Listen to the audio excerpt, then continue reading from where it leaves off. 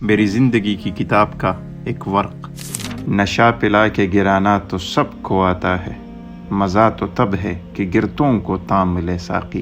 جولائی کی چلچلاتی گرمی، لیکن آج کی صبح نہایت ہی دلاویز۔ صبح کی نماز پڑھنے کے بعد سو کر اٹھا تو ناشتہ تیار تھا۔ میرا پشاور پھولوں کا شہر، اور اس میں یہ زبردست قسم کا پروجیکٹ BRT، لیکن یہ اگر فلائی اوورز پر سارا روٹ گزرتا تو یہ پرفیکٹ بھی ہوتا اور رش کا مسئلہ بھی نہ ہوتا۔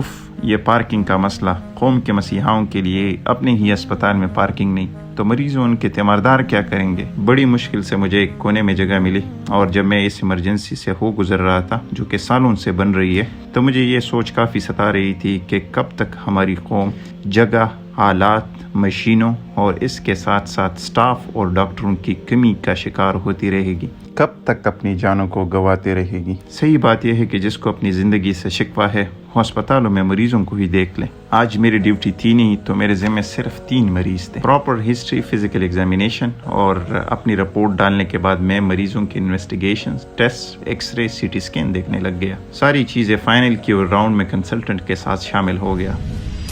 نمبر وار بیڈز ہوتے گئے یہاں تک کہ میرے بیڈز آن پہنچے۔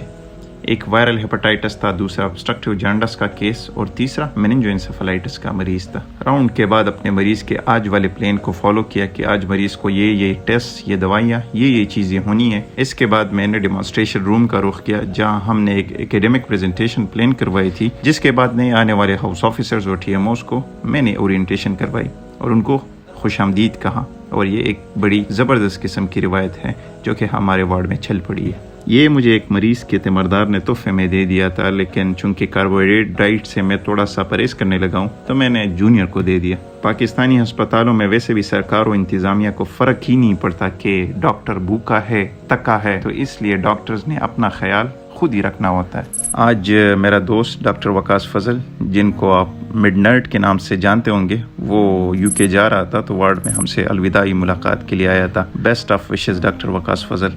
چونکہ آج میری ڈیوٹی بھی نہیں تھی اور کام بھی میں نے ختم کر دیا تھا تو اس لیے میں واپسی کر رہا تھا۔ میں جانے ہی والا تھا کہ خضر نے مجھے کہا کہ پرائیویٹ روم میں میرا ایک مریض ہے، اس کو ایسیٹک ٹیپ کرانا ہے۔ میں نے اس کو کرنے کی حامی بھری اور الحمدللہ وہ آسانی سے ہو گیا۔ اللہ سارے مریضوں کو شفائے کاملہ و عاجلہ سے نوازے۔ ہم ڈاکٹرز کی نمازیں اکثر قضا ہوتی رہتی ہیں تو اس لیے اس کو اولین فرض کے طور پر میں نے ادا کیا، اور فرض تو ہے ہی، خدا کے عاشق تو ہے ہزاروں، بنوں میں پھرتے ہیں مارے مارے، میں اس کا بندہ بنوں گا جس کو خدا کے بندوں سے پیار ہوگا۔